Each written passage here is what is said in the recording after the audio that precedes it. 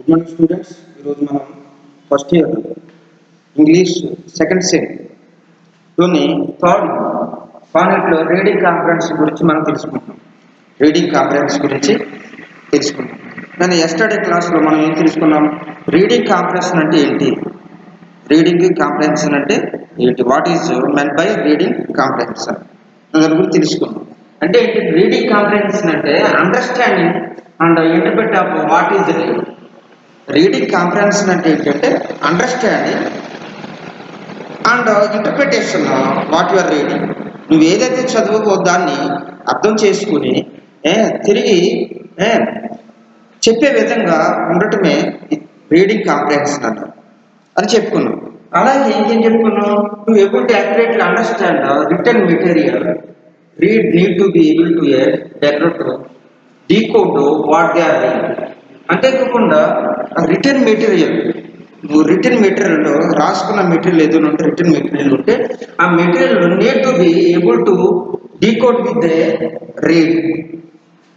అది ఈ return material ఏంటంటే డీకోడ్ చేసుకోవడానికి ఉపయోగపడుతుంది, డీకోడ్ చేసుకోవడానికి ఉపయోగపడుతుంది అని చెప్పి డీకోడ్ చేసుకోవడానికి. తర్వాత ఏం చెప్పమంటే what they make connections between what they read and what they already know. అంటే ఇంతకుముందు ఆల్రెడీ చదివిన దానికి, నువ్వు ఆల్రెడీ ఇంతకుముందు తెలుసుకున్న దానికి నువ్వు చదివిన దానికి కనెక్షన్ ఉందో లేదో తెలుసుకోవాలి. And think deeply about what they you have read. నువ్వు ఇంతకు ముందున్న దానికి తెలుసుకున్న దానికి, నువ్వు చదివిన దానికి, ఇంతకు ముందున్న తెలుసుకున్న ఏమైతే నువ్వు గ్రహించావో ఆ దానికి కనెక్షన్ ఉందా లేదా? కనెక్షన్ ఉన్నట్లయితే నువ్వు ఏం చేయాలి, మరి నువ్వు ఏం చేయాలంటే deep about what they have read. బాగా డెప్త్గా దాన్ని ఏం చేయాలంటే చదవాలి. దాన్ని ఏం చేయాలి? Deep about, think deep about, బాగా ఆలోచించాలి.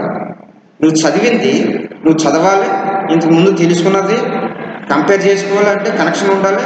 దాంతోపాటుగా think deeply about what you have read. నువ్వేదైతే చదవకో అది ఏం చేయాలి, బాగా దాన్ని ఆలోచించాలి. దేనికి సంబంధించింది, దాంట్లో ఉన్న సారాంశం ఏంటి అనే దాని గురించి నువ్వేం చేయాలంటే చదవాలి. తర్వాత ఏం చెప్పాను మీకు అంటే there are 2 elements that make up process of reading comprehension. ముఖ్యంగా ఏం చెప్పానంటే 2 ఎలిమెంట్స్ ఈ రీడింగ్ కాంప్రహెన్షన్లో ముఖ్యంగా 2 ఎలిమెంట్స్ ఉన్నాయి. 2 ఎలిమెంట్స్ ముఖ్యమైన అంశాలు 2 ఉన్నాయి. ఒకటి ఏంటంటే the vocabulary knowledge and text comprehension.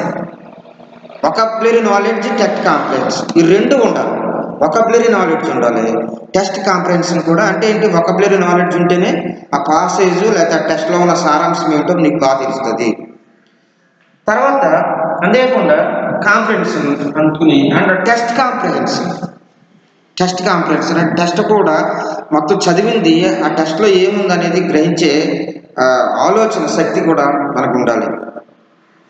తర్వాత ఏం చెప్పాడు, in order to understand text to read must able to comprehend the vocabulary used in the piece of writing లో నీకు ఉన్నటువంటి వొకాబులరీ ఏంటి అనేది కూడా నువ్వు రాసిన దాంట్లో లేదా పాసేజ్లో వొకాబులరీ ఏంటి, వొకాబులరీ దేనికి సంబంధించింది, ఆ వొకాబులరీలో ఉన్నటువంటి ఏ విధంగా యూజ్ చేసుకోవాలి అనేది కూడా ఏంటంటే గ్రహించవలసి ఉంటుంది.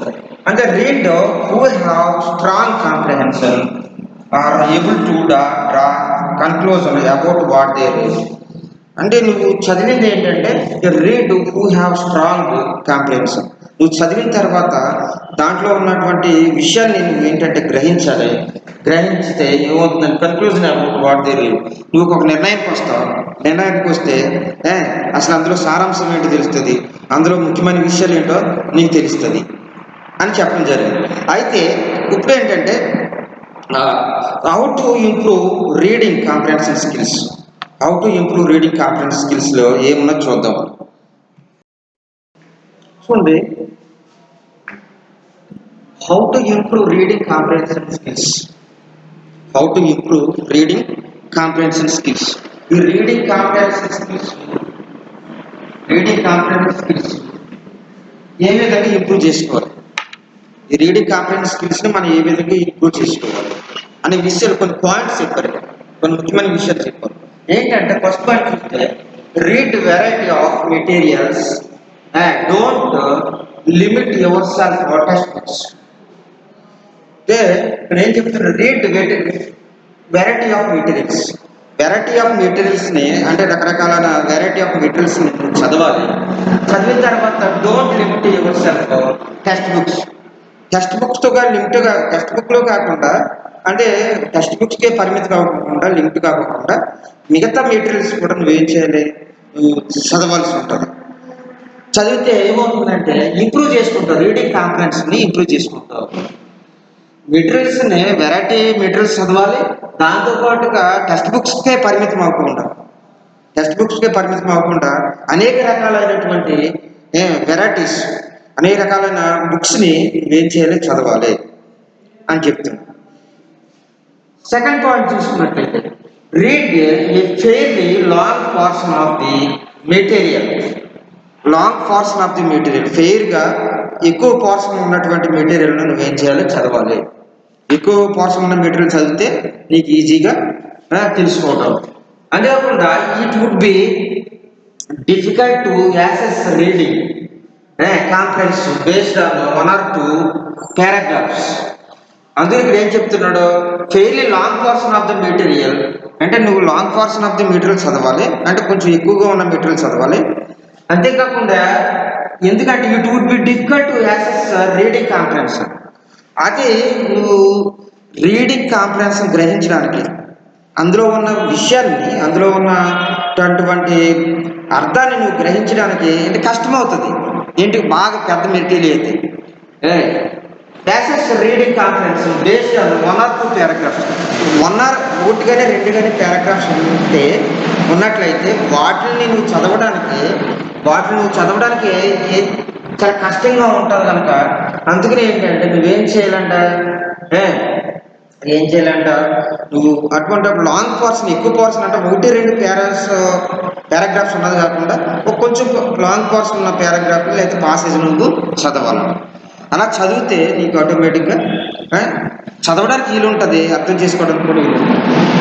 తర్వాత ఏం చెప్తున్నాడు, try to read an entire section or chapter institute. నువ్వేం చేయాలంటే నువ్వు సగం చదివి మానేయటం కాకుండా, కొద్దిగా చదివి మానేయటం కాకుండా నువ్వేం చేయాలంటే try to read entire chapter or section. నువ్వు చదివేది ఒక సెక్షన్ కావచ్చు, లేకపోతే ఒక పోర్షన్ కావచ్చు, దాన్ని మొత్తం పూర్తిగా చదవాలి. నీకు పూర్తిగా చదివితేనే అందులో ఉన్న విషయాలు అవగాహన ఉంటుంది. అంటే you have to read completely either portion are chapter. when do you look like that you able to understand what is in the theme of passage. Theme of పాసేజ్లో ఏముందో అనేది నువ్వేం చేస్తావంటే నువ్వు గ్రహిస్తావు, నువ్వు comprehend, you have comprehend what the theme of the chapter or portion వల్ల chapter కానీ లేకపోతే పోర్షన్ కానీ ఏమి ఉందో అనేది నువ్వేం చేస్తావంటే నువ్వు గ్రహిస్తావు అన్నమాట. అది ఎక్కువ ప్యారాస్ ఉంటే ఏబుల్ టు అండర్స్టాండ్. ఎక్కువ ప్యారాస్ ఉందనుకోండి, ఎక్కువ ప్యారాస్ ఉంటే ఏమవుతుందా, ఇట్ రీడ్ 1 or 2 ప్యారాస్ ఉంటే ఏమవుతుందని గ్రహించడం. It is difficult to access. దాన్ని చేరుకోవటం లేకపోతే దాన్ని అర్థం చేసుకోవడం చాలా కష్టంగా ఉంటుంది అనమాట. తర్వాత ఏం చెప్తున్నాడు, తర్వాత పాయింట్ చూసినట్లయితే read the passage carefully paying attention to what the author is trying to convey through their passage. ఏంటంటే ఏం చేయాలి, రీడ్ ద పాసేజ్ కేర్ఫుల్లీ.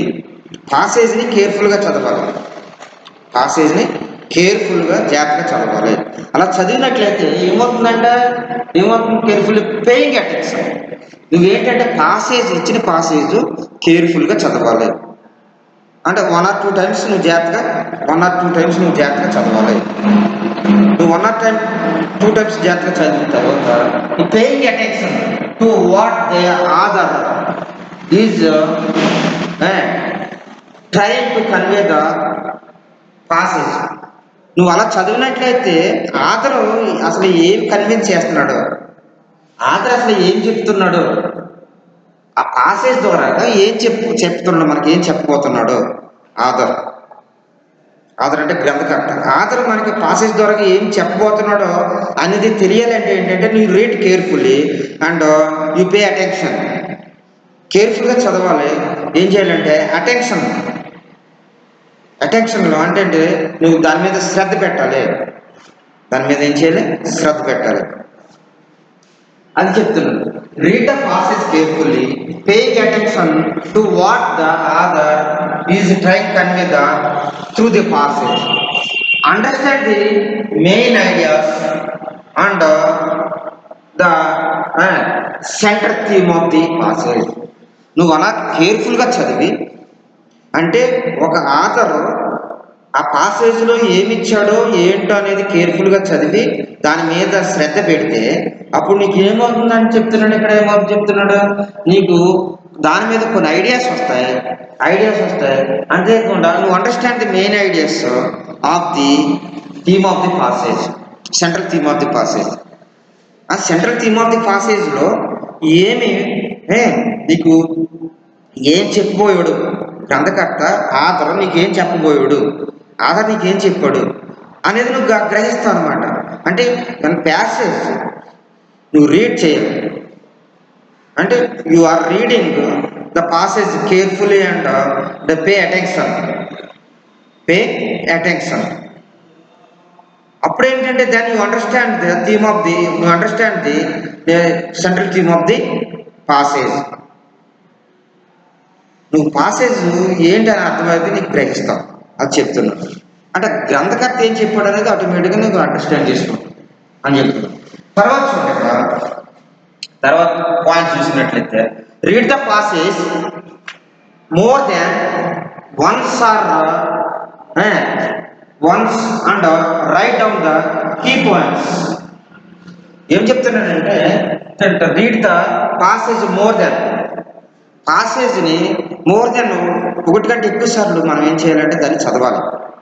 ఒకటి కంటే ఎక్కువ సార్లు ఏం చేయాలి, దాన్ని చదవాలి. దాన్ని చదివిన తర్వాత and once and write down the key points. ఒకటిగా 2 సార్లు చదువు. అంటే మోర్ దెన్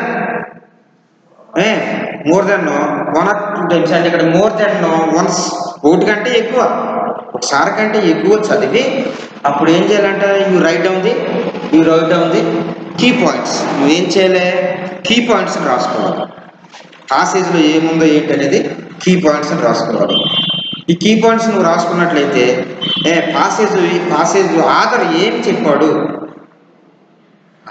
చెప్పాడు, అసలు ఆ theme of the central theme of the పాసేజ్లో అసలు మెయిన్ ఐడియా ఏంటి, central theme of the passage ఉన్నటువంటి థీమ్ ఏంటి, ముఖ్య విషయం ఏంటి అనేది ఏంటంటే నీకు గ్రహిస్తాను. అంటే మనం రీడింగ్ కాన్ఫిడెన్స్ని ఇంప్రూవ్ చేసుకోవాలంటే you must follow these points. ఈ పాయింట్స్ అన్ని కూడా నువ్వు ఫాలో అవ్వాలి. నేను చెప్తున్నాను, read the passage more than once and write down the key points. తర్వాత నెక్స్ట్ పాయింట్ ఏం చెప్పాడు చూద్దాం. Practice silent reading to increase your reading speed.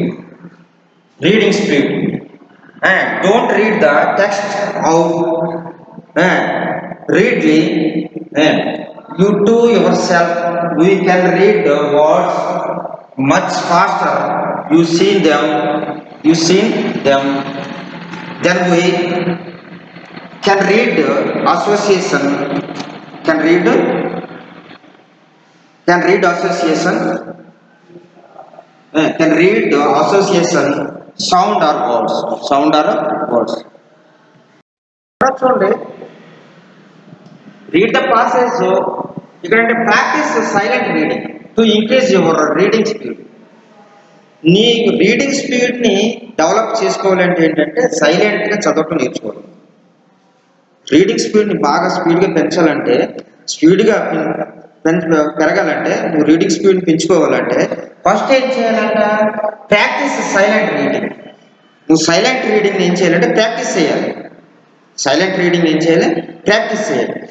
ఎప్పుడైతే నువ్వు సైలెంట్ రీడింగ్ ప్రాక్టీస్ చేసుకున్నావో అప్పుడు ఏమైతే increase your reading speed. When you practice silent reading, you have to increase reading speed. You have to increase reading speed when you practice silent reading. When you practice silent reading, you have to increase your reading speed.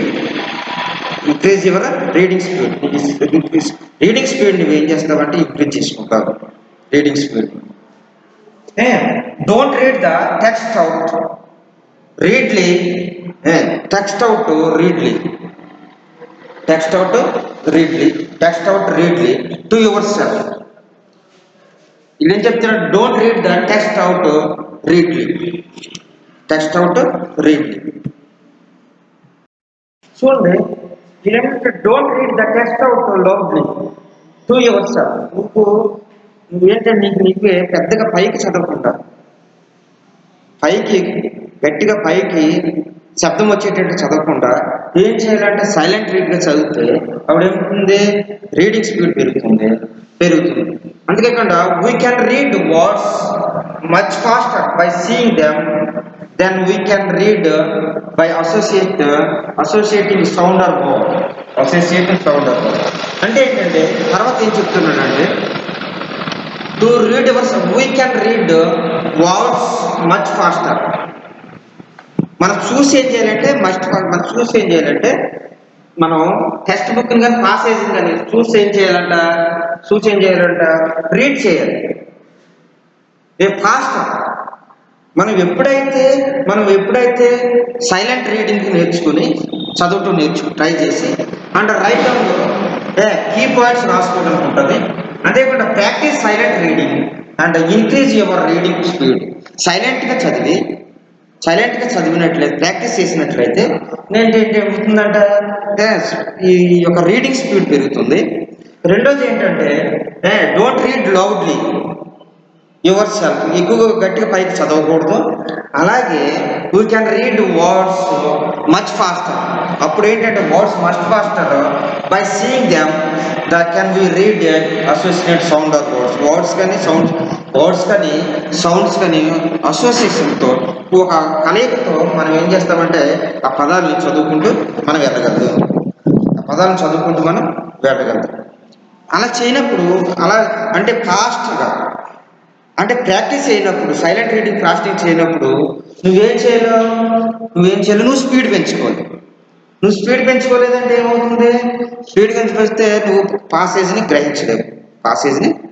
అందుకని ఏం చెప్తున్నానంటే ఇక్కడ practice silent reading to increase your reading speed. Don't read the text out loudly to yourself that we can read words much faster by seeing them. అంటే వాటిని స్పీడ్గా మనం ఆ వర్డ్స్ని చూసుకుంటూ వెళ్ళిపోతూ ఉంటాం అన్నమాట. ఇప్పుడు సైలెంట్ రీడింగ్ అయినప్పుడు, ప్రాక్టీస్ చేసినప్పుడు, అంటే రీడింగ్ స్పీడ్ పెంచుకున్నప్పుడు అప్పుడు ఏం చేస్తామంటే మనకు స్లోగా పైకి చదవకుండా స్లోగా చదివినప్పుడు ఏమవుతుందంటే మనం ఆ వర్డ్స్ని స్పీడ్గా చూసుకుంటూ మనం ముందుకు వెళ్ళిపోయి ఆ సౌండ్ ఎలాగుందో లేకపోతే పాదం ఎలాగుందో అనేది విషయాన్ని మనం తెలుసుకోవాల్సి ఉంటుంది. అంటే ప్రాక్టీస్ చేసేటప్పుడు ఇవన్నీ కూడా మనం నేర్చుకోవాలి. తర్వాత పాయింట్ ఏంటి? పాయింట్స్ ఉంటే అండ్ సర్కిల్లో unknown and unfamiliar words or words as you read. Circle నీకు తెలియనటువంటి పదాలు ఏమన్నట్టుంటే అట్లా ఏం చేయాలంటే సర్కిల్ చేసుకోవాలి. అర్థమందా? అన్నోన్ తెలియనటువంటిది, అన్ఫెమిలియర్ అని మనకి తెలియనట్టు వర్డ్స్ ఏమున్నట్టు, కొత్త వర్డ్స్ ఏముంటాయి, ఏమైనా ఉన్నట్టు వర్డ్స్ మనకు తెలియని పదాలు ఏమైనా ఉంటే అట్లా ఏం చేస్తారంట రౌండ్ చేయాలి. రౌండ్ చేసి ఏం చేయాలి? రౌండ్ చేసుకుని వాటిని చదవాలి. తెలియని పదాలు రౌండ్ చేసి చదవాలి. Consult a good dictionary to find the meaning and use rules of new words. తర్వాత నువ్వేం చేయాలి?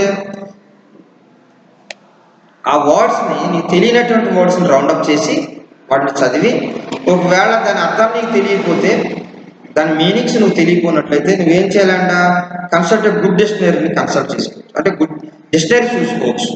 చూసుకుని ఆ మీనింగ్ ఏంటి అనేది, దాని ఆ యూసేజ్ ఏంటి, ఆ మీనింగ్కి యూసేజ్ ఏంటి, ఆ రూల్స్ ఏంటి, ఆ వర్డ్స్కి యూసేజ్ ఏంటి, ఆ రూల్స్ ఏంటి అనేది కూడా నువ్వు ఏం చేయొచ్చు డిక్షనరీ యూజ్ చేసి నువ్వు ఆ డౌట్స్ క్లియర్ చేసుకోవచ్చు. అంటే ఏంటి, అన్నోన్ అండ్ అన్ఫ్యామిలియర్ వర్డ్స్ని రౌండప్ చేయాలి.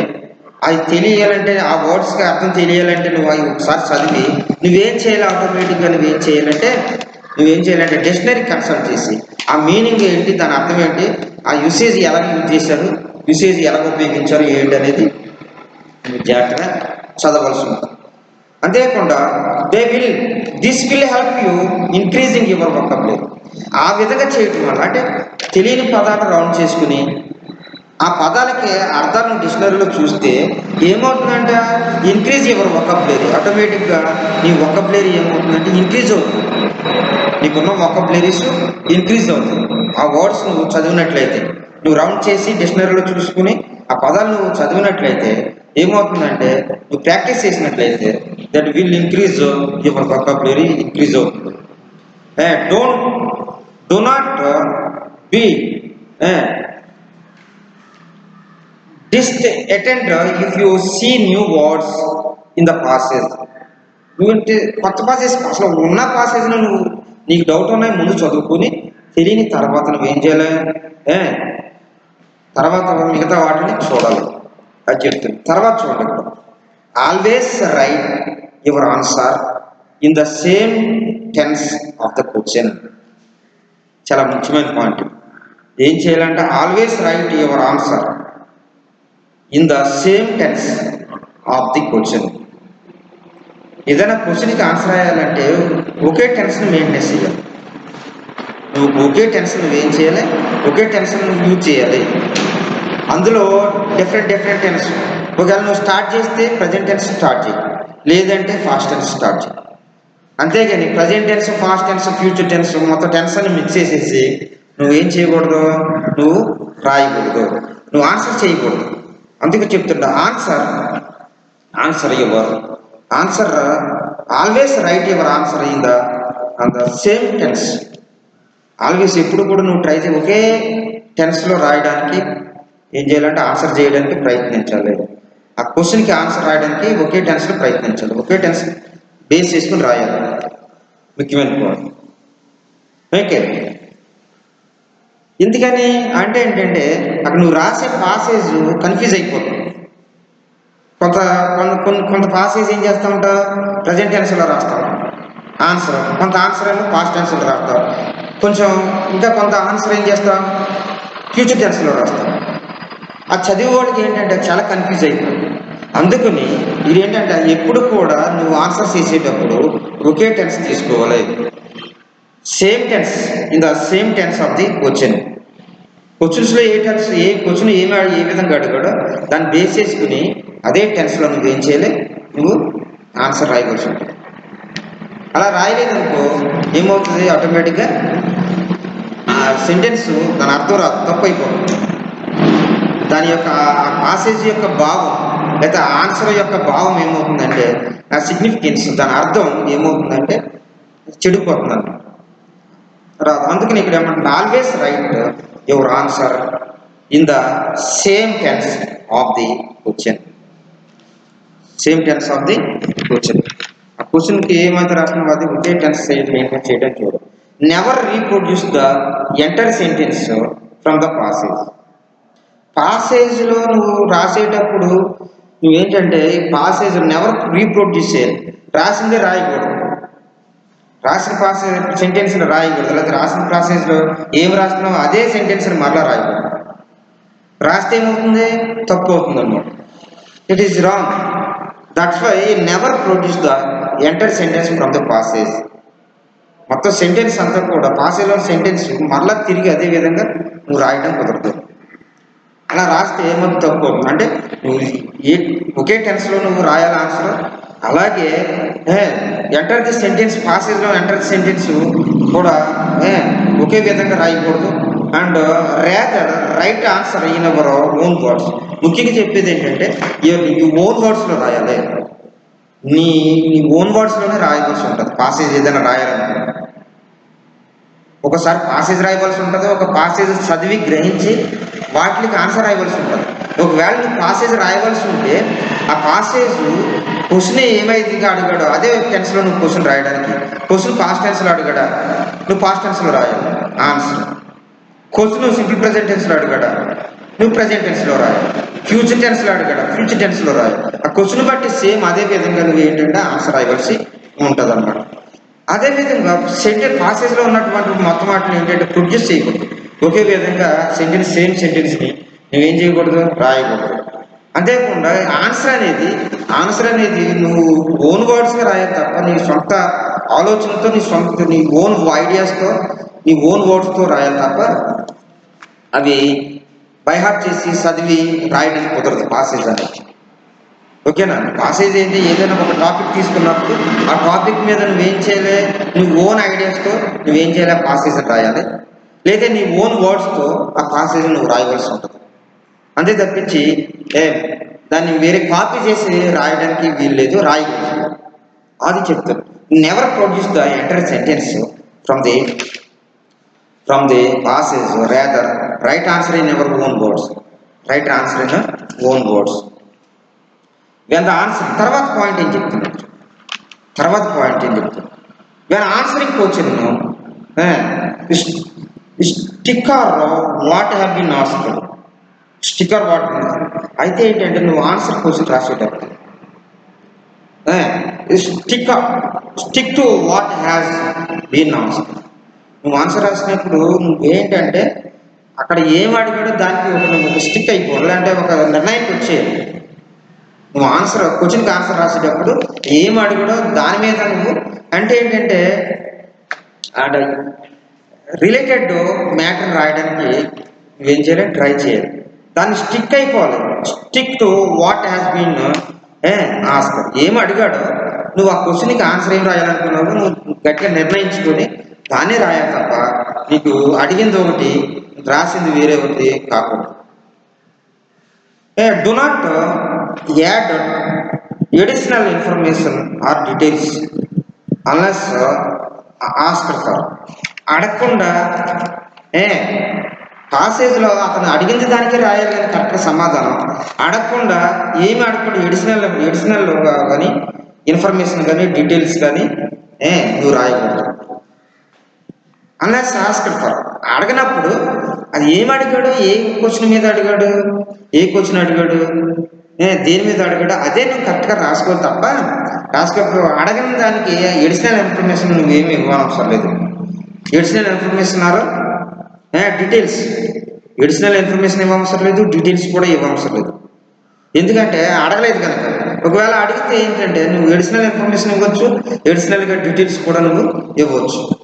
అతను అడగనప్పుడు ఏంటంటే ఏ క్వశ్చన్ ఏమో అడిగాడో దానికి కరెక్ట్గా ఆన్సర్ రాస్తే సరిపోతుంది, ఆ పాసేజ్ కరెక్ట్గా రాస్తే సరిపోతుంది. అదే నేను ఎలా రాయాలి, నీ ఓన్ వర్డ్స్తోనే రాయాలి. నీ ఓన్ వర్డ్స్తో రాస్తేనే అది ఉంటుంది. అంతేకాకుండా సేమ్ సెంటెన్స్లో రాయవలసి ఉంటుంది. ఇంకేం చెప్తున్నాడు, asked don't add additional information and unless for asked. Provide your own views only if asked for it. అది నీ ఓన్ వ్యూస్ ఏమున్నాయో దానికి ప్రొవైడ్ చేయాలి.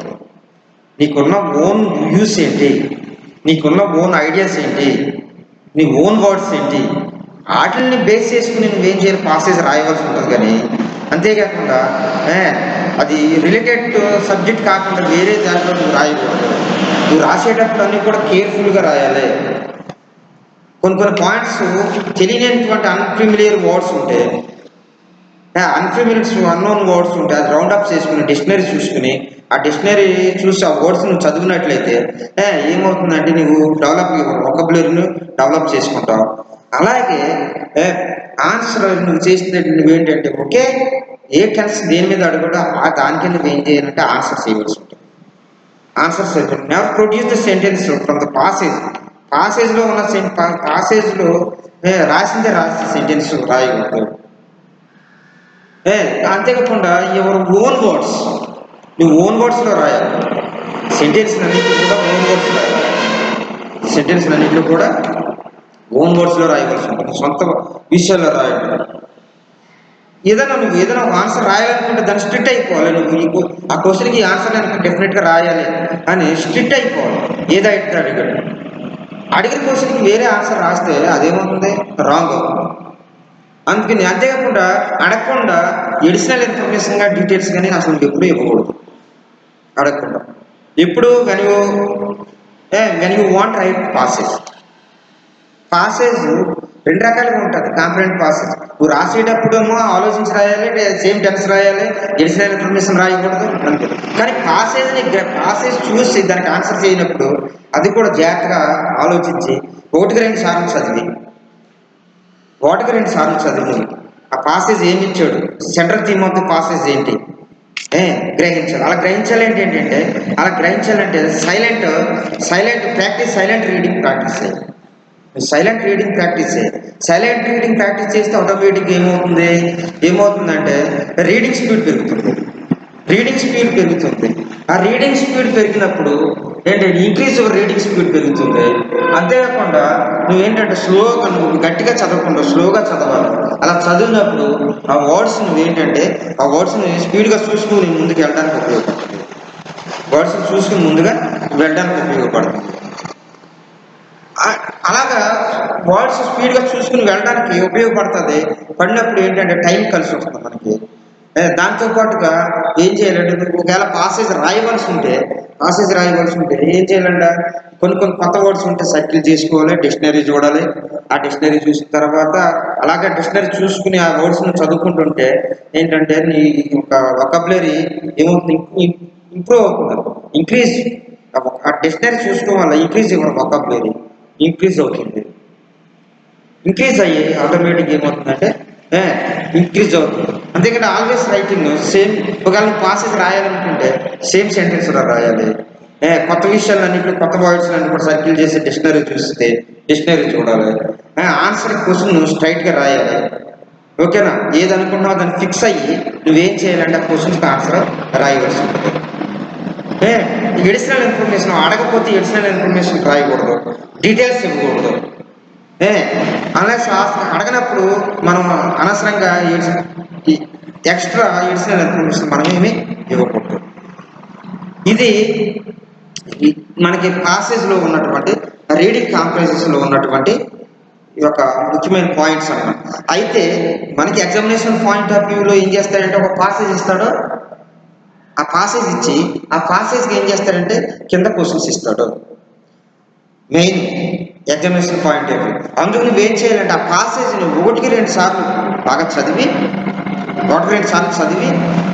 అసలు what is central theme of the poem or passage కానీ పోయం కానీ whatever it be, అసలు ఆధార్ యొక్క ఉద్దేశం ఏంటి అనేది గ్రహించి దానికి ఆన్సర్ చేయవలసి ఉంటుంది. అలా చేసినప్పుడు నువ్వు పాసేజ్ ఈజీగా ఉంటుంది. పాసేజ్ బాగా అంతేకాకుండా డిక్షనరీ మెయిన్ ఏంటంటే వొకాబులరీ నాలెడ్జ్ కూడా నీకు బాగా ఇంప్రూవ్ చేసుకోవాలి. Every student have to develop vocabulary knowledge. So you practice అంటే you refer to dictionary refer చేస్తూ ఉండాలి. అలా చేసినట్లయితే ఆటోమేటిక్గా నీకు వస్తుంది అన్నమాట. అంటే ఇక్కడ how to improve reading confidence స్కిల్స్ని ఏ విధంగా కాన్ఫిడెన్స్ స్కిల్స్ని డెవలప్ చేసుకోవాలో అనేది రూల్స్ ఇచ్చాడు. ఆ రూల్స్ని ఫాలో అయ్యి నువ్వు ఏం చేయాలంటే ఇచ్చిన పాసేజ్ని చదివి జాగ్రత్తగా గ్రహించి ఒకటి రెండు సార్లు చదివి దాన్ని ఆన్సర్ చేస్తే సరిపోతుంది. తర్వాత నెక్స్ట్ ఎగ్జాంపుల్స్ ఒకటి చూద్దాం. ఒకటి రెండు ఎగ్జాంపుల్స్ ఎలా ఇచ్చాడు ఏంటి అనేది చూడొచ్చు. ఓకేనా? తర్వాత క్లాస్ ఏంటో తర్వాత. Okay, thank you.